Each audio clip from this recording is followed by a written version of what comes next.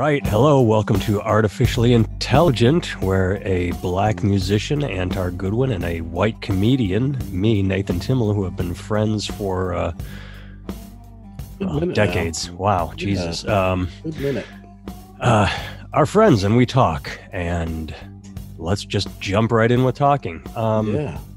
I had a sad realization earlier today. I was mowing the lawn and shit going through my head as I was mowing. I was thinking about something that you and I talked about that we didn't record, and it led me to a conclusion, which hopefully you will shoot me down or change my mind. Because it was a sad realization. Okay. So here's what we talked about off air to bring everybody up to speed. My wife is interested in photography, and she went to take a photography class. And while she was at this photography class, she met other people interested in photography and got to talking to them. And one woman that she talked to just happened to say her husband just published a book. And my wife said, my husband wrote a book. How did he get published? And she said, well, full disclosure, this is his 7th book. His first 6, he self-published. And this one he self-published or was about to, but I was on a Zoom call, a conference call with a bunch of people. And this one woman said she worked for a publishing house. And I said, oh, yeah, very sweetly, according to what my wife told me, said, oh, yeah, you rejected my husband's book. And the woman said, we did. Well, send it to me again. And she did. And suddenly it got accepted. And it's not like the book got any better. It's just that this time someone actually opened it and read it and said, oh, this is a good book. Let's publish it. And what you and I talked about was how making connections is more important than being good. Because give everyone the example you gave me when it came to auditioning or cold calling or me sending my book to agents, people who say on their website, I am interested in psychological thrillers. I want to read your thriller. And then I send them a psychological thriller and they go, silence. They don't even respond because everybody is sending them everything. Give your example that you told me. Was that the Todd booking example? Yeah. All right. So a friend of mine used to book for a club in New Brunswick, and every week he would get stack of CDs, like just incessantly, just nonstop. They just constantly flood his, like, you go to the mail basically, and every day there'd be just more CDs in the mail. And he in the beginning would listen to them, but then by a few weeks in, he was like, okay, I can't do this. And he basically just started relying on most of his friends and their recommendations and things like that. So he's a good friend of mine, so I played there regularly. I could recommend people who could play there, and then he would check out their stuff, or they could just call him directly and things like that. And yeah, I would say that your chances of getting into the club, if you didn't have a connection to get you there, were pretty slim. Almost non-existent, if I'm being honest. You know what I mean? I worked a comedy club. The owner told me, he said, I bet that 75% of the people in my zip code do not know I'm here. This was in a small town in Illinois. And he said, I bet 75% of the people in my zip code don't know I'm here. I can guarantee that 100% of the comedians in Miami know I'm here, meaning they were all hounding him for work, and he was trying to get customers in the door. Yes. Yeah. Now, as we're talking, I'm sort of losing track of how I tied this to my realization earlier.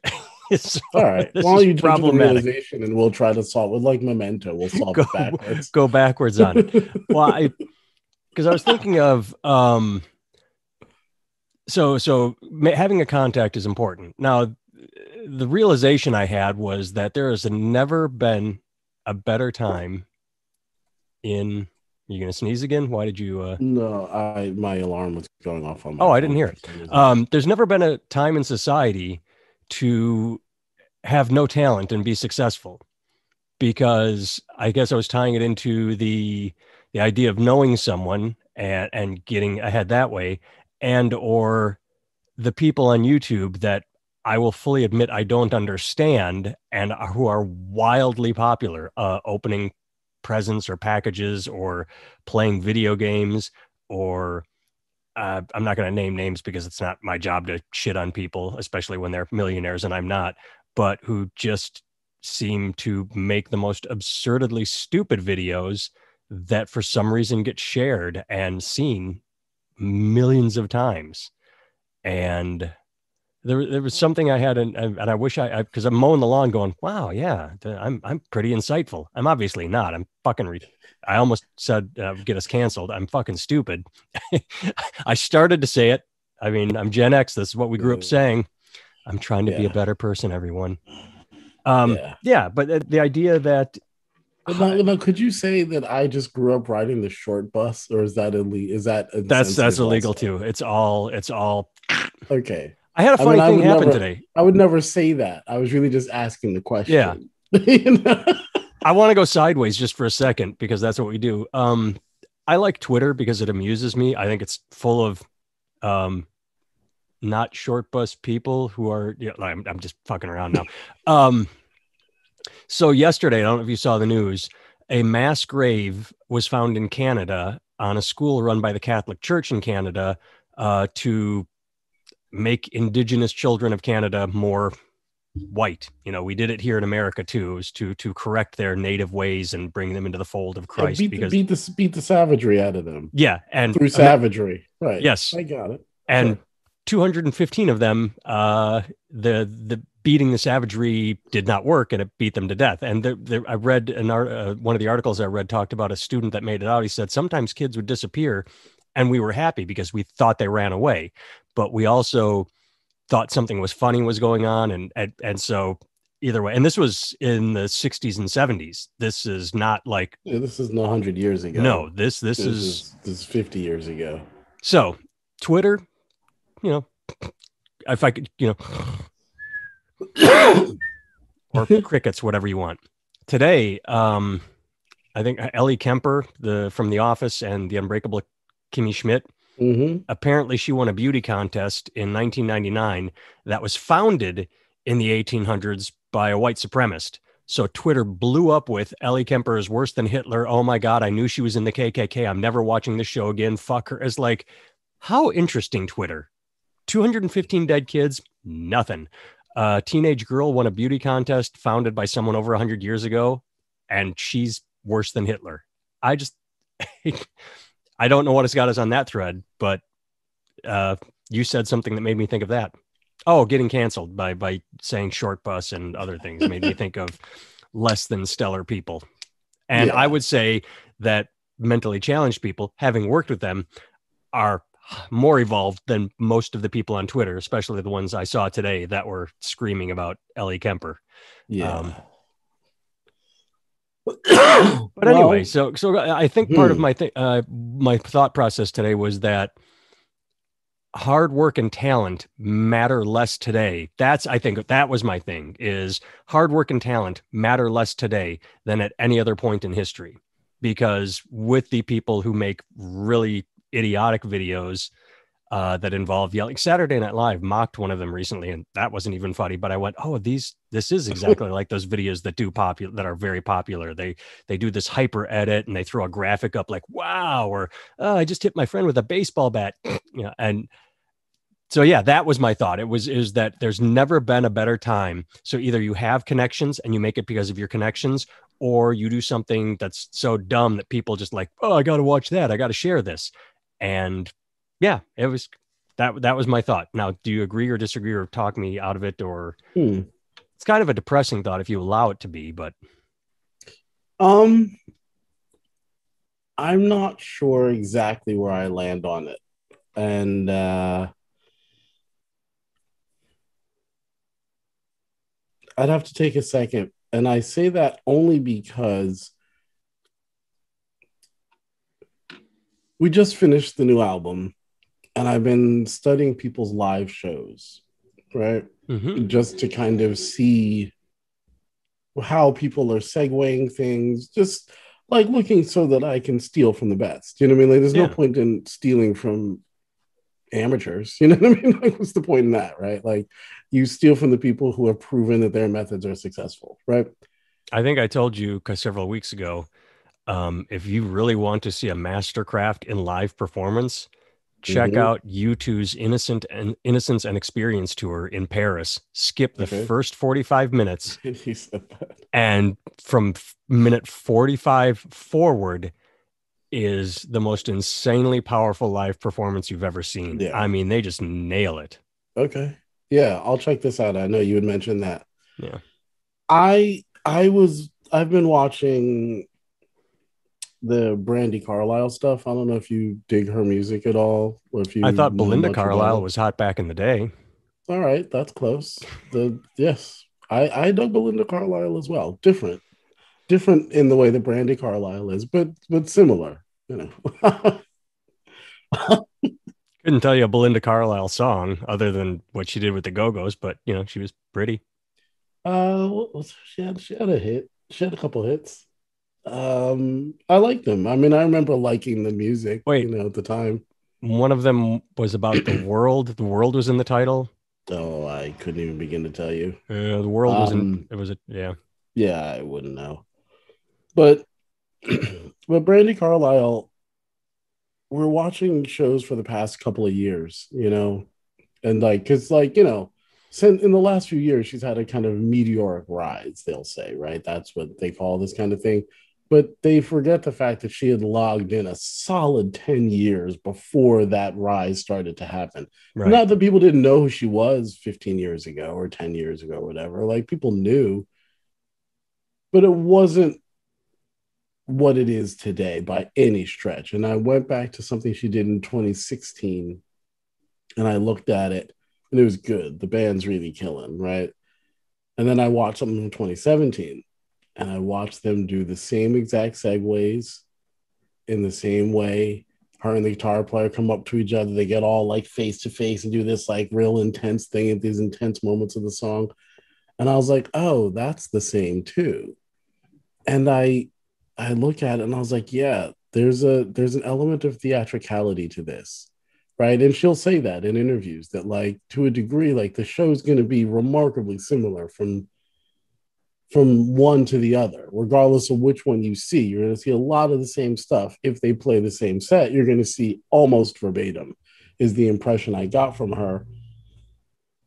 And she said her job is to really, no matter what her day looks like, no matter what's going on in her life, whatever it is, the show is the show. And it, right. And like a lot of what she does is intensely focusing on the emotional content, right? So she doesn't have to worry about what song's coming next, what movement she's supposed to do, when she's supposed to switch guitars, none of that stuff, because that stuff's already pre-planned.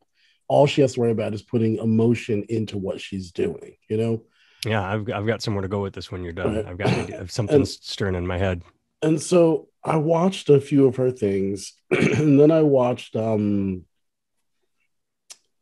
Wilkenfeld, who I used to dislike, actually, oddly enough, mostly in a period. We talk about that in a second too. Very completely different thing. Mostly out of like stupid envy and stuff. You know what I mean? Like we were traipsing around New York at a similar time, and she was doing pretty killing gigs, and I was doing stupid gigs. So like when I would see her, I'd be like, like little whiny Say the baby. name again. I thought you said someone different, and then you said her. I thought Oh, you. Tall Wilkenfeld. She's Oh, okay. bass I thought you player. said Paul. And there's Oh no, someone that's from the funny. '80s and '70s. Oaken. Maybe I'm getting the name Paul wrong, but Oakenfield. yeah, Yeah. Oakenfield. Yeah, Oakenfield or Oakenfeld. I don't know which one, it's but one of no, the. That's who I thought you were talking about, and then you said her, and I'm no, like, I'm lost. Okay, no. So this woman named Tall Wilkenfeld. So she is the musical director for this event that was on TV, this Elton John tribute, and Brandy Carlisle did it. Her, Demi did Belinda Lovato. Carlisle do it? No, she wasn't Mm, there. It's that's very, very really weird that she wasn't her there. agent should be fired. But I mean, continue. seriously. And the band that Tall put together was just unreal, like fucking great, like just great musicians.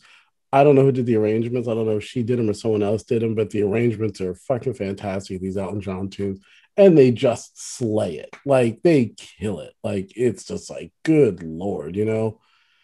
And I'm watching it, and then I know people will take offense at this because some people don't like it. I watched a little bit of Hamilton because I think those arrangements are fantastic. I think the Who's not going to sing like that? It's fucking. because a lot of people don't like it for some reason. I Hmm. mean, whatever. I was just like, whatever. I Is mean, that, I'm sorry to interrupt, is that popularity backlash because it got so I would big that imagine. people, because Yeah.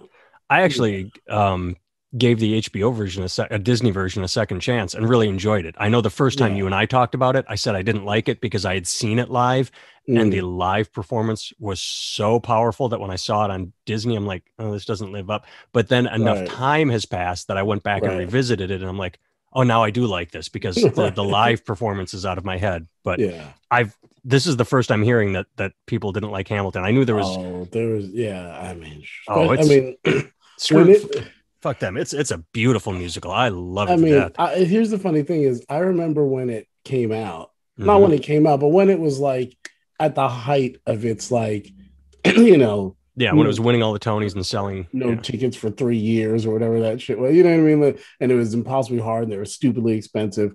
I remember meeting people, being at like, some kind of dinner engagement with like a dozen people and just hanging out and people talking about how magic, how amazing it was. And I was like, yeah, whatever. I'm not a Broadway dude. Like yeah. I've been to Broadway a couple times and I slept through it. Thought it was like just the biggest waste of my money.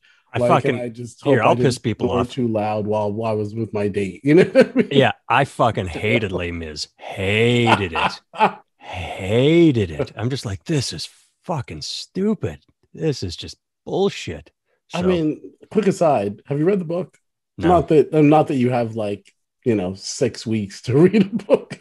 The book is like a fucking phone book, Jesus.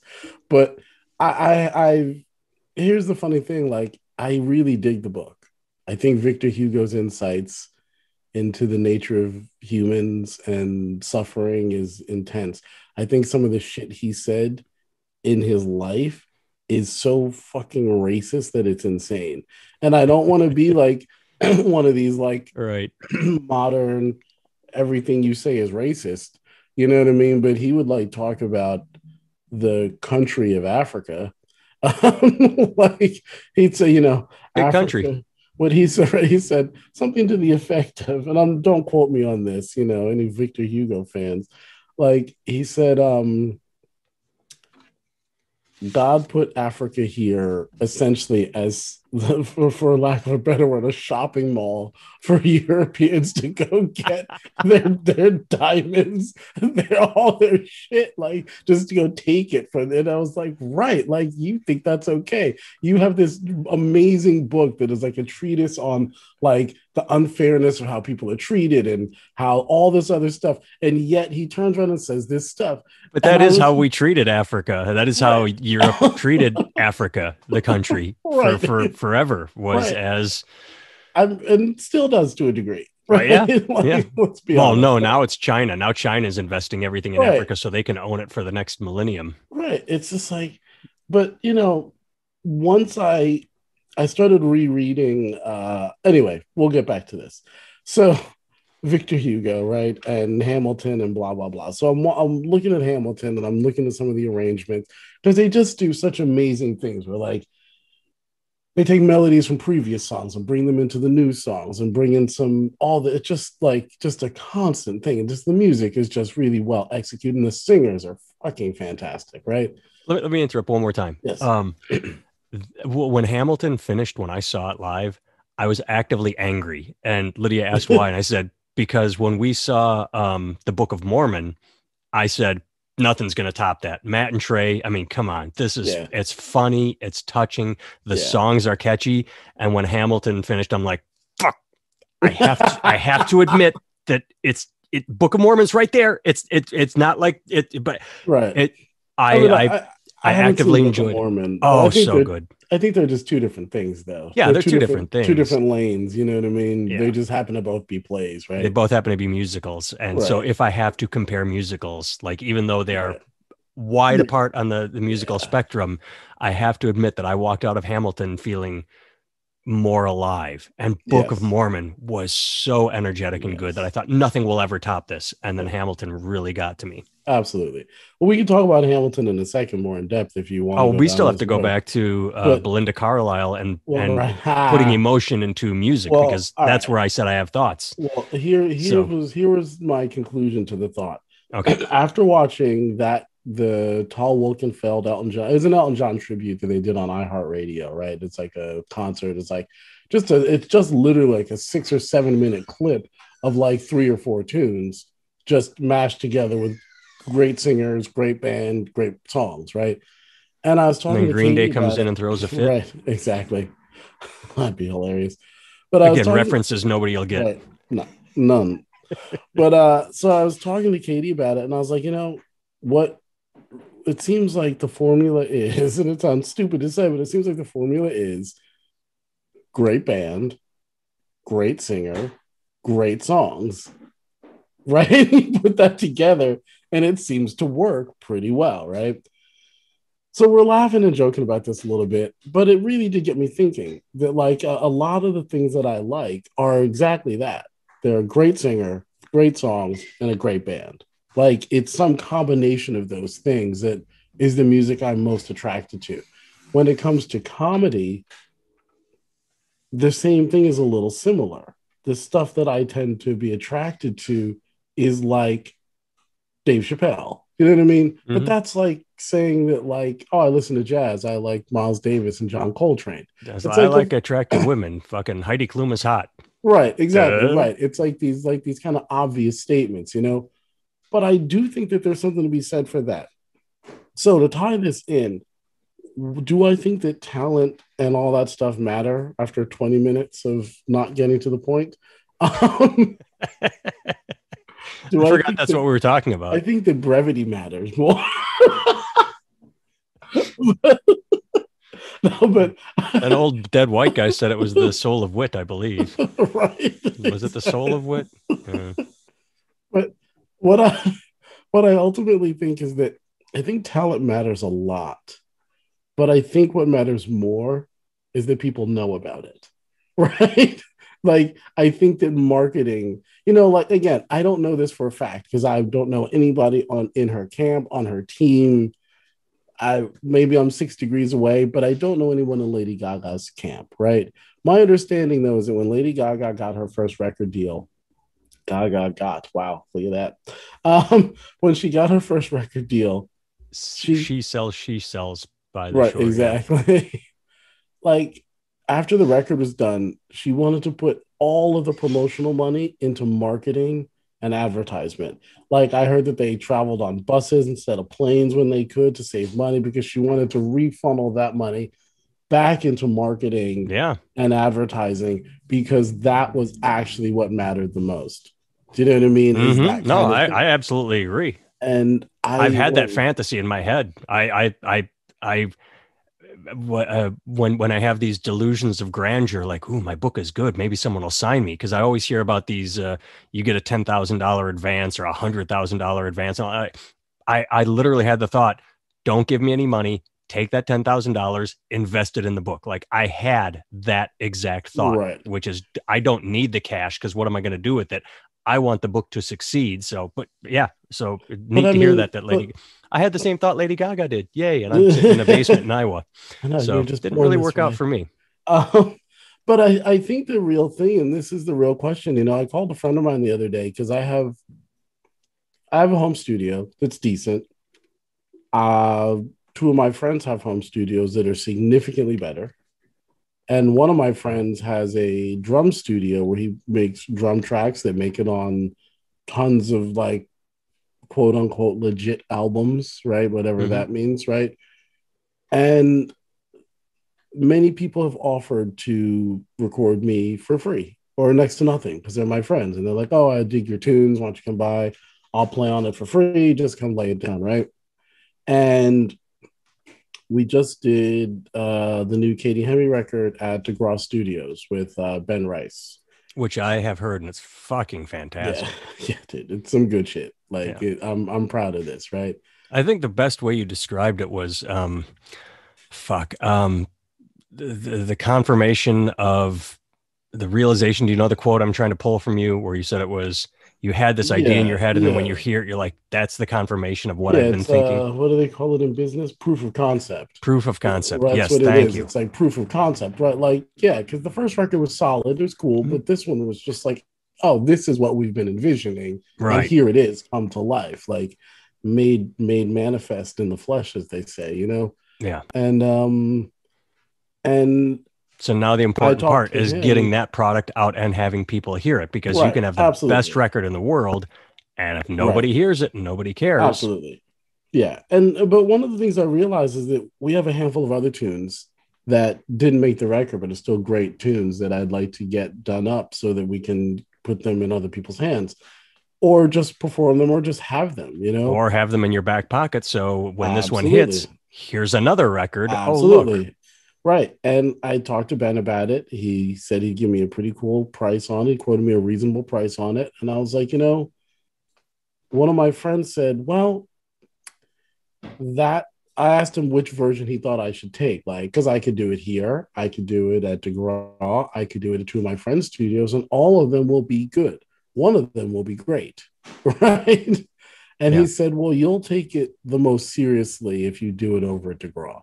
And he's probably right. And I say that to you in the sense of like, maybe it's worth it to just take some of your own money and just invest it into yourself and like hire a social media marketing person and just pay them. And I know that you're not a cheap fucker, you're just a thrifty fucker, I would say, right? There's a difference. Yeah. Well, there's a It's difference, both. but there's a difference between cheap and thrifty. Yeah. You know what I mean? There's a difference, right? Like, I went out and bought this stupid microphone because I thought it would enhance what we do, and it right, does. So exactly. it's, yeah. Right. So you're willing to invest in yourself, clearly, Yeah. right? But I think that maybe it would be worth it. And I'll say this again, like again, the king of the tangent here, right? Intelligent, artificially intelligent tangents is what Oh, I we like that. call it. I think we just changed the title of our thing because there's an artificially right. intelligent tech show out there. Artificially intelligent tangents. I Right. like that. I'm writing that down because I'm writing it down where I took my note of right. what I'm going to go back to from Dude, 20 20 minutes minutes ago. ago, right? Yeah. Exactly. It's perfect thing. Right. Um, but you know, I have forgot what I was going to say now because I was talking about tangents. But like, it'll come back to me. But I mean, I do think that there's something to be said for for investing, for taking some of your money and giving it to somebody else who this is their specialty, right? Oh, what I was going to say is, so we need to get a booking agent, right? We need to attract a booking agent, and what they told us is flat out, you can attract this booking agent that you want and we want them. And they said, but here's what you'll need to do first. What you'll, Read The yes, Secret. right. Dude, did I tell you the story already? Attract and it will come to you. These right. energies arrive as you think upon them, and then you draw them into your universe, and that's the secret. Right. Right. No, the guy said after you're done reading The Secret, you know, you need to hold up your table. I'll stop your table from wobbling. But no, um, he said, what we need to do is book another tour. And the tour needs to span at least 2 weekends. Right. So we can start on a Friday, knock out that Saturday, Sunday, and then, but we've got to go through the next weekend, Yeah. which fundamentally means it's got to be 7 to 10 days long, right? To give us the time we need to do that. But that's what we need. And booking another tour, preferably one that isn't like right next door to us, right? Where we do that. That's what they said we need to do to attract the booking agent. Like there's a buy-in. Do you know what I mean? There's Mm-hmm. a legitimate buy-in. And the problem that I found in most of the stuff is even the reason why the record deal came through in the first place is because we had done a bunch of things that we didn't know were buy-ins, but we did them. And then the record company was attracted because they saw these markers that we had hit that we didn't even know were there. Like that, and I think that maybe that's part of what the problem is. And you say this a lot about comedy, that it comes down to as seen on TV, Yeah. right? Like if you have the as seen on TV thing, doesn't matter what it was that you did, as long as they can say that, that's actually the buy-in to get kind of carte blanche when it comes to getting gigs. And And that's I expanded now. It's also has 20,000 Twitter followers, right. or I mean, that has become just as important as seen on, because I've told you, you talk about tangents. I've told you the story where I did a comedy festival and I was standing next to the headliner, someone I had never heard of in my entire life. And my buddy said, "Oh, really popular on Twitter." And I'm like, "Oh, okay." So I'm standing next to this person and they're like, "Oh, I can't believe I have to do 20 minutes. I've never done 20 minutes before. I've got all my notes," and got up and did worse than the people that opened for this person. I'm hiding everything about this person, Right.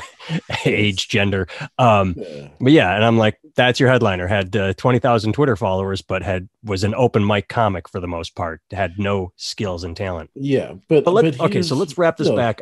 Yeah. What I just said, no talent on stage, awkward. This comedic headliner. I want to go all the way back to Belinda Carlisle and Brandy Carlisle. Who were we talking about? Yes. Brandy. Brandy. And this is where I lean in with my head because you had me. Synapses were firing left and right up here. But Um, yes, I dig your shirt. Just oh, as a you like little, the Toucan Sam? I dig that, man. Anyway, as you were Um, saying. I'm actually pissed at I think it's General Mills. I don't know. There was a fruity Cheerios for a while, which was basically Fruit Loops but with slightly less sugar, and so I could eat it and Hmm. feel less guilty. And for some reason, they shit canned it for like some other stupid flavor, and so now I'm back to buying Fruit Loops. But fortunately, I feed them to the kids more than I'll have just like a little Fruit Loops every so often. But That's good. Poison your children. yeah, That's poison the them, way. not me. Um, so when it comes to live performance and no having a routine, I have so many thoughts and I don't know if I'm going to be able to keep track of them all. One is that when it comes to comedy, I have a good friend, Mike Merrifield, who is fucking fantastic, hilarious, love him to death. And just, he's a wonderful person. He's a great comic. And he told me his light bulb moment. Um, and it was something that I had learned and I don't remember when, but that comedy is basically acting on stage. It's like a play Hmm. where Yes. you know your lines and know your words, but the trick is to make it seem like you're saying them for the very first time, like you're coming off with it off the top of your head. Not all comedians do this. Like Seinfeld sounds very rehearsed because he is very Hmm. rehearsed and his material doesn't lend itself to storytelling like I'm just coming up with this. But with Merrifield, he said he was watching Doug Stanhope, who is a master at this type of comedy. And he saw him and he said, "Wow, he's just making this shit up off the top of his head. This is fantastic." And then he saw the next show and it was the same as the first show, but it Hmm. looked just as genuine and unique Yes. and original. And he Absolutely. worked with him all weekend and he's like, "Wow, every show looked like it was just there for that audience, but it was the same show every time." The trick is to do that. The trap is doing that and not having the ability to make it seem fresh. When I went to see Kiss, when they got back together for the first time in however many years with all four original members, I was a kid again. I'm like, oh my God, it's Kiss. They're in their makeup again. After the 80s when it was, oh no, tears are falling. They're putting the makeup on and going to Nice. sing Cold Gin and like the Right. Detroit Rock Strutter. City and shit. Yes, the Yeah. fucking songs. Think back to the good stuff. The lights Yeah. went down and I was so excited. And then the show started and it was like the pantomime of a live concert where they Ah. were doing that, where it's Yeah. like, and this is the point in the song where we do this, and this is the point in the song where we do this, and none of it felt genuine. None of it felt live. None of it felt Yeah. real. And the only other time I think I've really felt that with a performer was Alanis Morissette, who I wanted to see.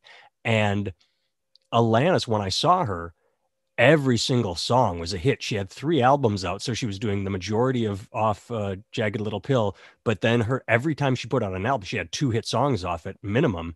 And so it was like, wow, hit song, wow, hit song. What? Actually, Weezer was the same way. That was another disappointment because they opened with 30 minutes of their biggest Weezer hits. And even my wife, Lydia, when we left, we were just like, that felt like, and here's where I go like this. And here so there's a fine line between I think what Brandy Carlisle said was that you said she said was the emotion is the most important thing.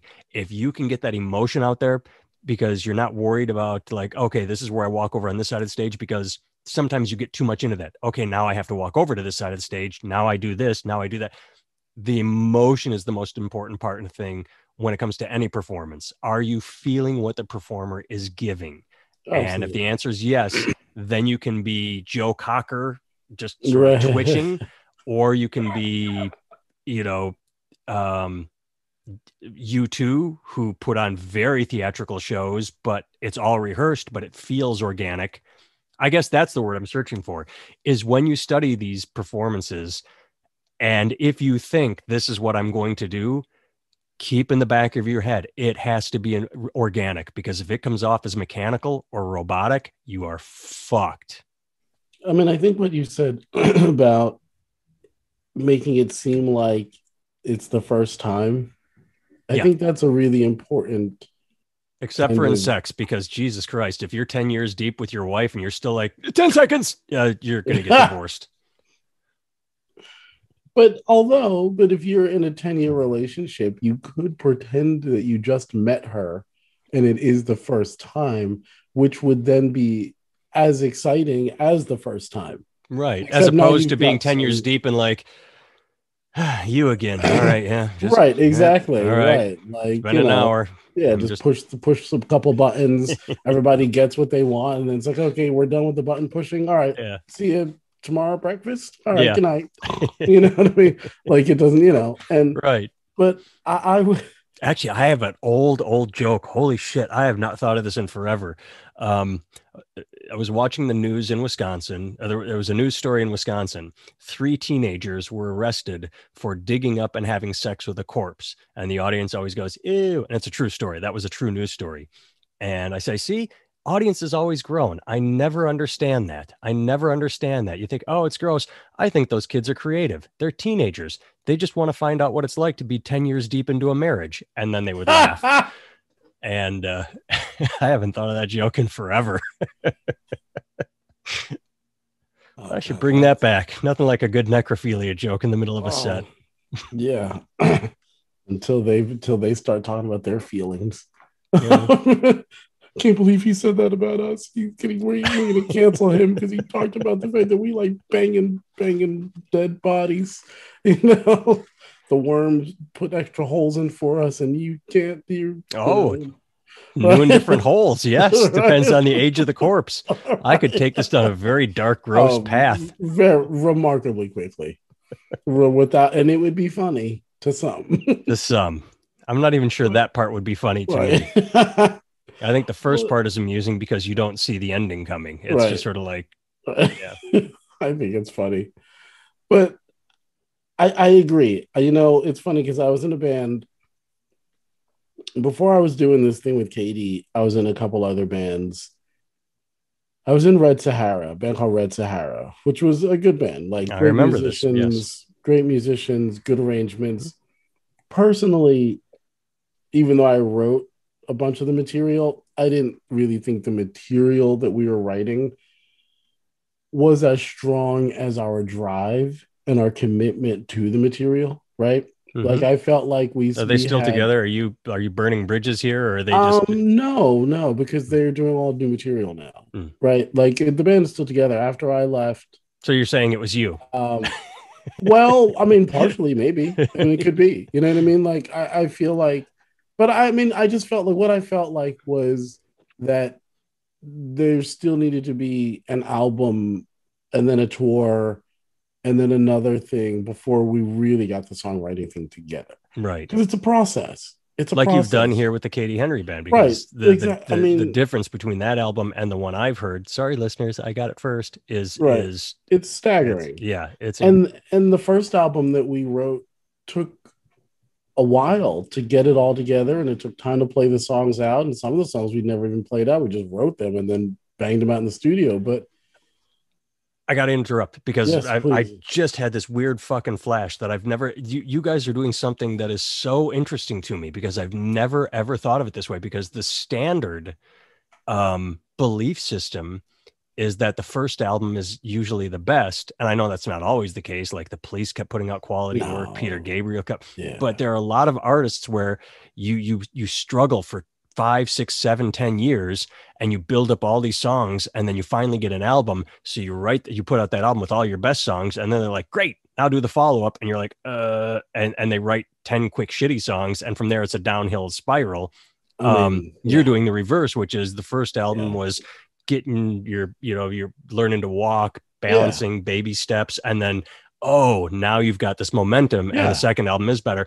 yeah, I just, my whole life I've remembered the conventional wisdom of that's why certain artists fail, is because they're bang out of the gate and then nothing. As fast as they expand, they contract. And yeah. yeah, you've got the better But I second mean, step than the first. I've always held the belief most of the bands that I like, it was their third album, Hmm. right? The first one was solid. Zenyatta Second Mandata, one was good. War, Third one was a breakout smash. Was like, holy shit. Melting Face. Thinking of my favorite artists in their third album. Yeah. And most of them are pretty killing. Yeah. It was like there's something about that. Like you can look at I love Prince's first two records. His third one, I believe, is Purple Rain, which was like a smash. I like Sade's first two records. I think they're great. Her third one was Love Deluxe, which was killing. I think that there's a couple other people I'll like go those. you I'll go you one further. If you Mm-hmm. can hit 5 albums, your fifth one can make you a legend. Like the Yes. fifth one, because you have Peter Gabriel's So, you have Yep. The Police of Synchronicity, you Yep. have The Joshua That's Tree, those are you all have fifth albums. Blood Those are, Sugar Sex Magic by the Chili yep. Peppers. I mean, fifth albums, like, because if you have it was a steady climb. It wasn't just Right. like they got back, but that fifth Right. one made them legends. It put them into stadiums. Absolutely. It was Absolutely. by that And point, they'd been around for so long that people were just waiting for that next one because 4 quality albums absolutely. under their belt. Oh, Melissa Etheridge. Yep. Her fifth, and then from there, God bless her, it was a downhill spiral. It became one song per record after that. And even Well, I actually, mean, take it back, the fifth album was her biggest, but I don't think it was her best. I think her first one was her best, and her second one was fucking phenomenal. But her fifth one was the one that hit and made yeah, her Melissa Etheridge. absolutely. And listen, there are a lot of people who break that mold, right? There are a lot of people, it's not their third record. What number was Born in the USA? Oh, I couldn't tell you. I'm damn curious now, because if that's number 5 for Bruce, I that mean, would just, but I mean, I know that was the 80s, yeah. right? And he started his career in the mid to late 70s, He had right? Nebraska. Right. He had the big his first really big one was not Born. Shit, I'm drawing a blank. I'm drawing an absolute goddamn blank. It's all the drugs he did in the 60s. Yeah, must have been. Either way, now something to look up is was that his fifth one. Yeah. Well, but I mean, the what I notice is, Born to Run. oh Baby, we yeah, were born to run. That was a big one, but that was before.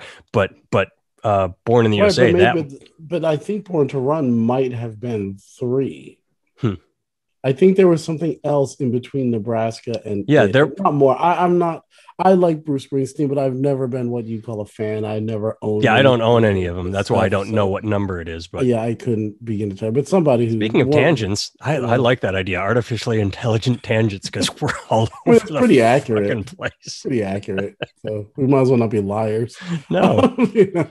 But what? But what I noticed about when I was in Red Sahara and we were working on the Oh, that's right. album, You were talking about them. right? It the album never got finished, right? Like we recorded a bunch of things, but the album never got done. There was always not the right time or not this or not that, and it never got done. And we kept on writing songs, and the songs were just okay. I thought they were solid, but we just weren't there yet, right? But I realized with Katie, the thing that got us there is the incessant amount of playing that we did, Yeah. right? Like we did a incessant amount of playing. And when you look at all of the bands that I love, almost every single one of them, whether it's a jazz band from the 50s or 60s, or it's a blues band from the 60s or 70s, or it's some shit I like, The Police from Mhm. the 70s into the 80s, nonstop gigs, Yeah, just nonstop, just just tour nonstop. album tour. Well, let me interrupt You because know, I remember I can't tell you who it was, but I heard an interview with a producer who was talking about lamenting because the good old days. But the good old days were good for a reason because the band would put on an album, tour, they'd write the next album during sound check and in hotel rooms, and they'd mhm. play it during sound check and slip it into, and then when they got done with the tour, they'd go back into the studio with their next album. And so you Kiss was putting out 2 albums a year for like 3 years, Yeah, which is absurd because now the break between albums is easily 4 years for almost every band, every artist. It's 2, 3, 4 years. yeah. Which is way too long, I think. I mean, 2 years maybe, but Yeah. like 3 or 4. Like, I mean, I know Sade did it. I know. Well, I know. I I think think 2 albums a Peter. year is too much, but back then, without the internet, you had people No, that just they had more money. There was less distractions, so albums were. absolutely. But There they was they also would just they less would write and music. tour and write and tour. Yeah, but there's something to be said for that, and I would say that I wonder if in comedy, the way that you learn how to do that skill is the same way, right? Because like Yeah, the more I'm on you stage, know, the better I get. When I do a weekend 5 shows deep, I'm finding tags. right? I'm becoming more Absolutely. loose with the material because if I go up with a rigid idea of where I think the jokes are, then I'm in my head, then I'm thinking like I hope this joke works. But once a joke starts working and I'm fluid, then I'm finding new ways to tell the joke or different audiences give me different colors, emotions. Yes. Yeah, the more I'm on stage, easily the better I am. Well, no, let me say this, right? Because again, Katie and I were talking, but we talk about a lot of this stuff in terms of how to build the band up, and a lot of the stuff that I spend my time thinking about is watching other people's shows and analyzing them and taking notes and trying to figure out what we can add and what will work and what won't work and shit like that, right? But one of the things that I find is that the line between genius and crazy, they say there's a fine line between genius and crazy. Yeah. There's really, it's like, sure, genius and crazy, right? There's a fine line between entertainment, art, and corny, right? Like I would some agree with of that. the Yeah. most amazing things are just so close to the line of being corny that they're scary to people, right? Hmm. Like the idea of putting your foot up on the monitor as a singer and taking the Yeah. mic and leaning into the audience, right? Yeah. Like that's stupid, super fucking corny. It's But cheesy. when you do it right, it is the most effective thing ever. I got to go back to my band U2. I'm sorry to anybody that hates him, but Bono was, I read, he was giving an interview and he talked about Elvis. And Elvis toward the end of his days in Vegas when he was overweight and drug riddled, but he would take off he would take a handkerchief he'd give it to the audience. And he said that the women would go nuts because Elvis meant it. Sure, he was bloated, not a shape, and sweating drugs out of his system. But when he did that tissue move, he said there was something genuine about it that it could have looked cheesy, but they wanted it. He knew they wanted it. And, Yeah. you could objectively sit back and go, God, this fat guy's just rubbing his face and tossing a rag at him. It's exactly what you just said. You see a bad performer put their leg up and lean in and yeah, I'm so cool. And it's like, dude, you're a dork. But you see someone that can Yeah. pull it off and you're like, that guy's fucking awesome. Yeah, you watch somebody take their guitar or bass and spin it around there, and it comes back around. They keep playing. It's like, dude, Mm-hmm. what the fuck are you doing?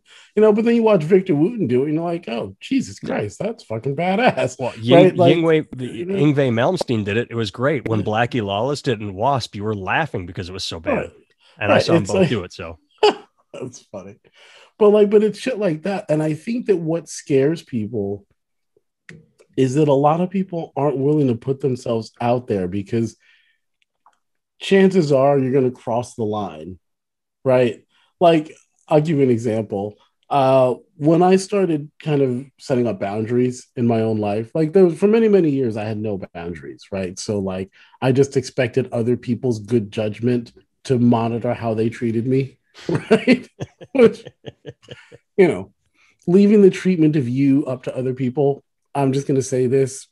I'm going to say very few facts in my life Oh, that's just generally a bad idea. I have Doesn't to mean tell that you you something can't off lie. air to Yes.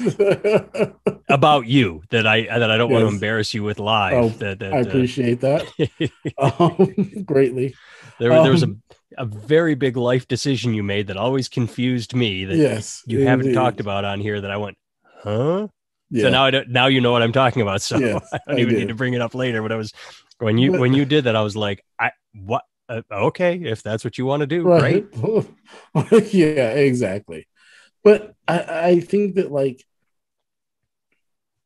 when I started building boundaries for myself and setting up the appropriate boundaries for the treatment of me, Is this different from Pink Floyd's The Wall? uh similar, I suppose. I don't know. No, I have I'm to just re-listen kidding to because that those song. were But emotional boundaries wouldn't right. couldn't connect with people. But anyway, But I mean, I think that I started being an asshole, right? Like I started being a douche because that's where I had to start. Like I had to go, the first place where I could go where I could build boundaries were places where I was angry, right? Because I needed my anger to be the thing that justified my putting up a boundary to stop people from doing stuff. And then I got to the point where I was like, well, I don't actually have to be angry to do this. I just have to not want this to happen in my life, and I can put up a boundary there. And then it was like, yeah, I'm just gonna have a boundary, right? Like, but I had to like go. I went past the line, then I scaled it back to yeah. what was reasonable. And I feel like we're so terrified of what people think of us most of the time that we're not willing to skirt that edge of being. It's like Meanwhile, there's me. Oh shit, the line was back there. I crossed it again. Fuck, that's right, why everybody hates me. but it's like maybe that's it. Um, but like it's like students who don't practice. It's like people who don't invest in themselves because then they can say, well, I'm a failure, but I failed not because I failed partially because I didn't try. Mm-hmm. And so that's my reason. Because it's like when people always go, well, I mean, I could write a hit song in a second. I mean, these hit songs are just 3 chords. I could write a hit song, but I'm just not. It's like, no, you couldn't. Yeah, Like, it's listen, pretty I'll give fucking. If you you could, you would right, because right. I'll give you the 3 chords you need, the 4 chords technically you need. You need a 1 chord, a 4 chord, a 5 chord, and a 6 chord. In the key of C, we'll make it easy. C, F, G, and A, right? All major except the A should be minor. And then you're going to use a C major pentatonic scale to make your melody. You're not going to deviate from that. And I can even give you the rhythms that are most popular. And still, it is not as easy as people think it is to write a hit song, even if you have all the ingredients and a template to follow, right? It's not as easy as people think. It just isn't. But everybody says that and then they don't try. And they go, well, if I tried, I could do it. But that's just not my thing. It's like, bullshit, that's not your thing. Like, what? You don't like music that sounds good? Fuck off. Like, of course you do. Right? right. Like it's even in your genre of music, chances are, if it's American music and it's blues based, the popular songs are going to be songs that highlight a 1, a 4, a 5, and a 6 chord, maybe a 3 chord, but they're all substitutions for these things. And it's just, I but just people are before we go down terrified. I just like what you said a second ago. It's probably in your genre because my favorite thing is always like like country music's so stupid. Country music's dumb. Like, okay, write a fucking hit country song then. If it's so easy and stupid, I because mean, well, I rap mean, is stupid. Whatever genre you insult, right, rap is stupid. I just like car drove really far and went to the bar. right, See, I'm rapping. Okay, well right. then rap that and turn it into a song and see how many people Right. fucking listen to it. Exactly. Or go back to making your shitty whatever you do instead of making the hit rap songs, hip hop songs, and hip hop songs. Go make the shitty music that you make and see Yeah. how that does for you.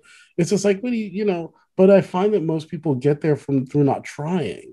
Mm. It's like right when they say, all right, everybody, I want you to sing along with me. When I go, hey, you guys, hey, we go back and forth, back and forth. It's like that's not what happens. What happens is this. Um, yeah, you guys, you want to go hey with me? And then the audience doesn't do. They go, well, I tried, it didn't work. It's like you yeah. didn't try.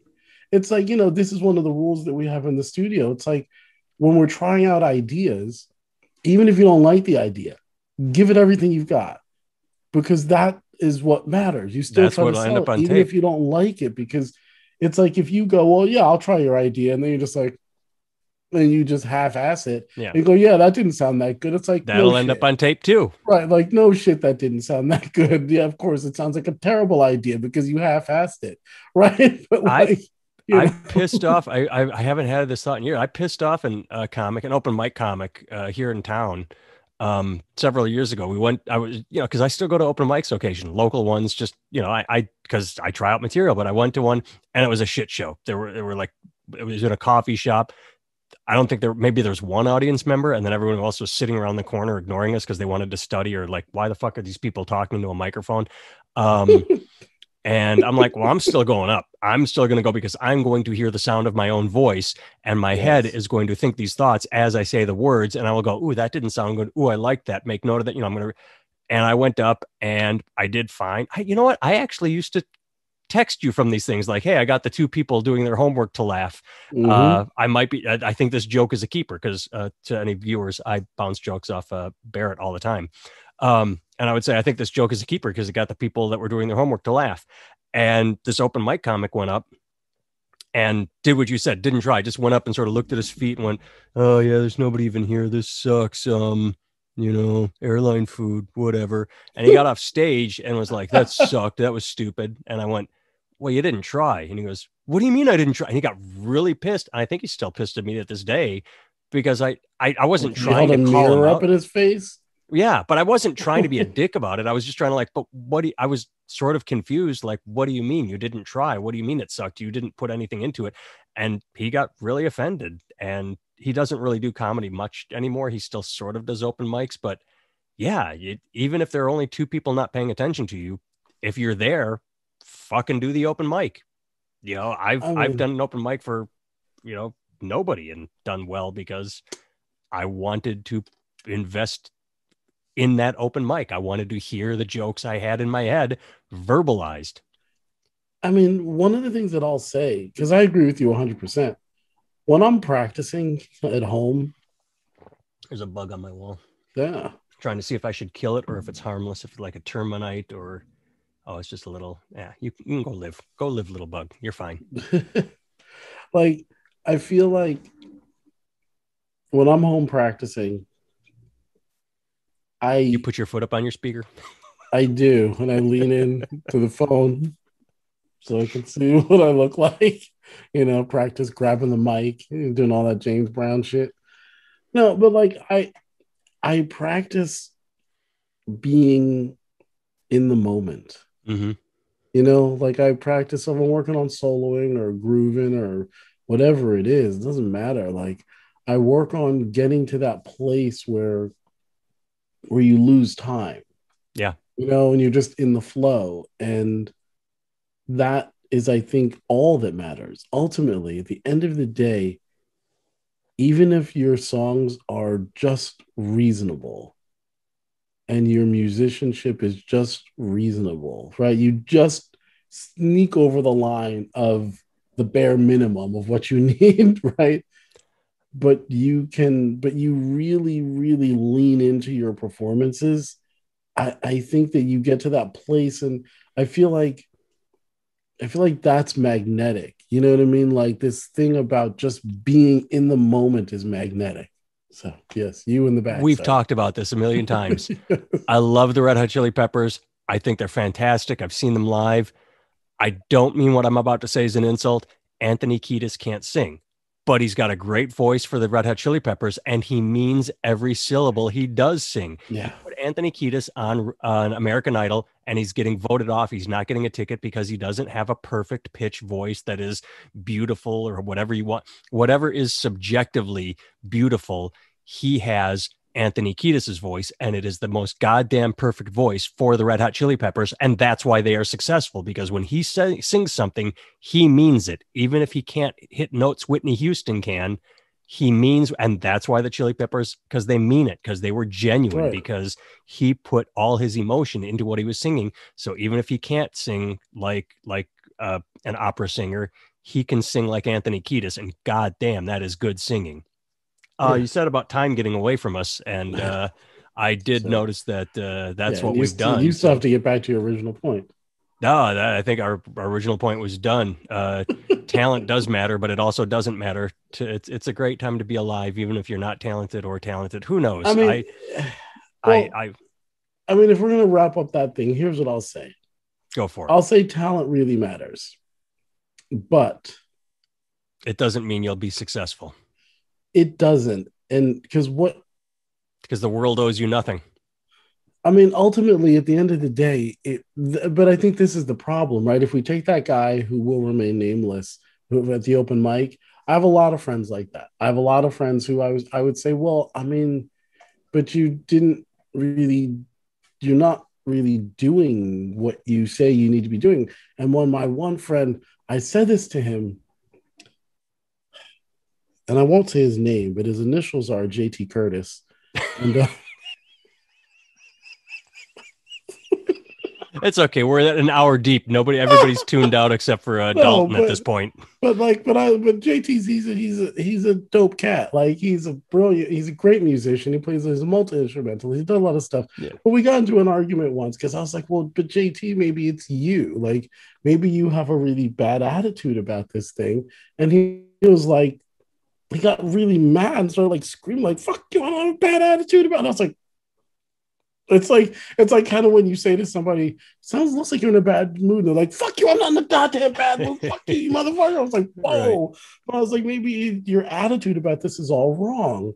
Like, because he would talk about things as if, like, well, I completed these steps. So therefore, I Deserve. deserve this. And I was like, and that might not be what he meant, right? Like, because Right. here's the reality of it, right? So are you saying I need an attitude adjustment? Because I will accept that Well, but without getting angry at you. but here's the thing. But I It's also don't like, think I lament. I also don't like, man, having you but might as well not be talented today because, or I don't know. right, but I think that there's and here's the thing, like I really dig JT as a person. I think he's a great musician and I think his songs are pretty cool, right? But I feel like there's a point at which one you kind of have to accept where you are and then move from there, not where you think you should be, Yeah, and move from there, right? You have goddamn to insightful. have an actual assessment of where you are. And even if you feel like you're 10 steps ahead, that your career is not, there has to come a point in when you look at this and go, it could be me. And until you do that, and again with JT, I'm just joking because we're buddies, right? And whatever he Well, can you tell me, were. and he could right exactly, and he can tell me that I'm a dick, and he's not wrong, right? Like he's not. I mean, right? Like if it walks like a duck, walks like a duck, talks like a duck, walks like a dick, and talks like a dick, probably a dick, right? So, You're just doubling right, down now. right. But you know what I mean? Like I know that I could be a dick sometimes. Like I'm aware of this, right? Yeah. But I do think that like if your career is not where you want it to be, and I'd say this to you too, but Hmm. I say this to everybody because it mostly comes from to my own thing. Like I used to live in that world where I would be like, well, but I did this. I went to music school and I did this and I did this and I played with this person. I studied with this person and I practiced this number of hours. Why am I not successful? Right? Like I've done all the things I was supposed to do, and yet, and It it's was a like, Sting song. I hate to say it. It's mm-hmm. probably me. Right, exactly. And that's it. It's probably me. And Mm. when I stopped looking around at the rest of the world and being like, why aren't they liking what I'm doing? They're fucked up. There's 330 million people in here in this country, and they're all idiots.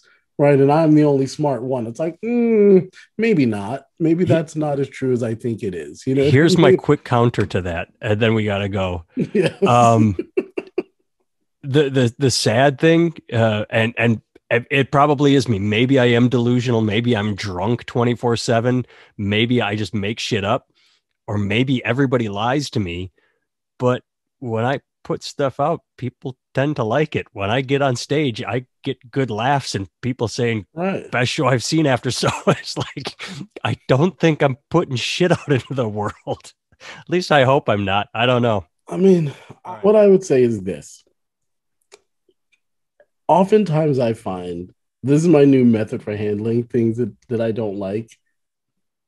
And it's not my original idea, but I'm adopting it and modifying it. It's this: somebody does some shit that's really stupidly annoying to you, Is that a and you, motorcycle? yeah, Yeah. something, and you say, "Hey, listen, I need to have a talk with you because something you did the other day is really annoying to me. So either you're being annoying or I'm being stupid. I'm not quite sure which one it is, but let's talk about it for a minute because you don't really want to be annoying, and I don't want to be stupid."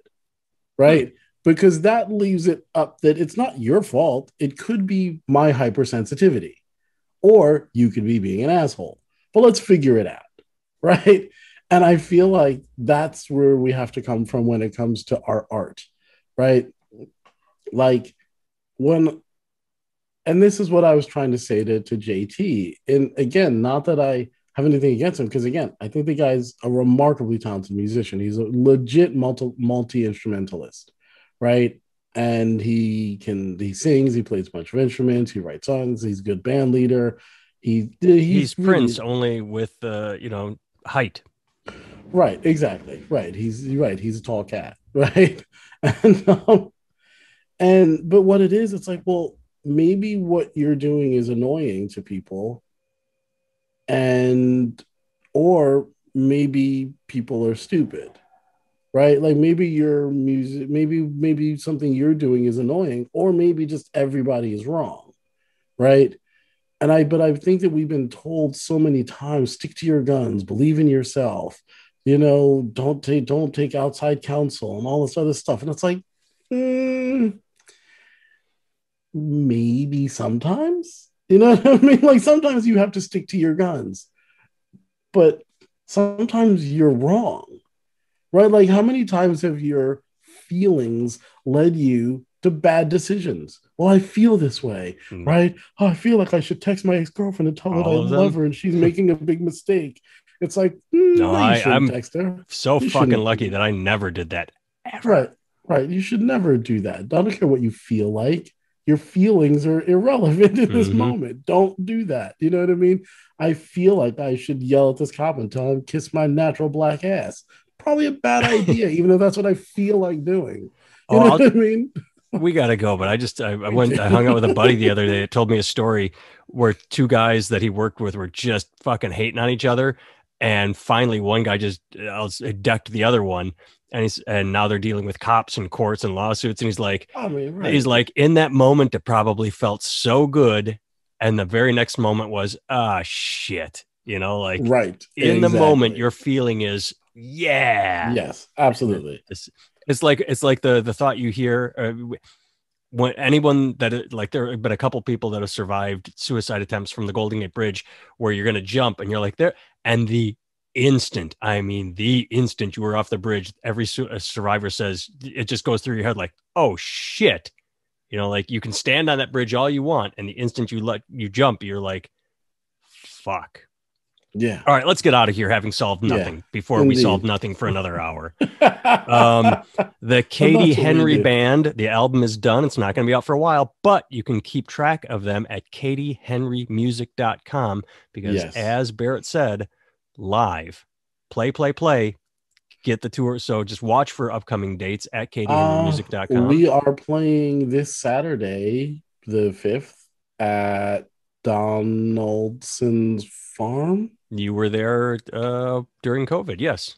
Yeah, we're playing, I think, Donaldson Farm from 3 to 5 There in you go. Hackettstown. And then we're playing Bernie's on the 12th from 7 to 10, I think, in Chester, New Jersey. So 2 Saturdays in a row. This coming Saturday and then the following Saturday I we'll think you be just at said, those places. or maybe I thought you said Friday, or maybe you said the 5th. No, the 5th. So Saturday from 3 to Yeah. 5. Either way, And yeah, that's what yeah, we're go to doing. Katie But Heron yeah, Music, and they will both be up yeah, there it'll with all be dates and there. addresses and websites and links Yeah, and all that's that. probably much better than trusting me. Yeah. Yeah. And then with me, I am still whoring the book We Are 100 Great and book. It up to really is. 32 positive reviews at this point, Dude, that's slowly inching fantastic. forward. Yeah, man. Yeah, only available on Amazon because they allowed it to happen. So check out my book. You can go to Indeed. nathantimmel.com and check katiehenrymusic.com Yeah, and man. antargoodwin.com. And Indeed. That's where we're And going. artificiallyintelligenttangents.com as soon Yeah. as there is one. I don't know. I'm gonna have to wait to hear what Dalton has to say about that. I like the shift. It might. I'm gonna have to ask Lydia because she'll say it's too wordy, but that's for Yeah. another discussion. Bye, everyone. See ya.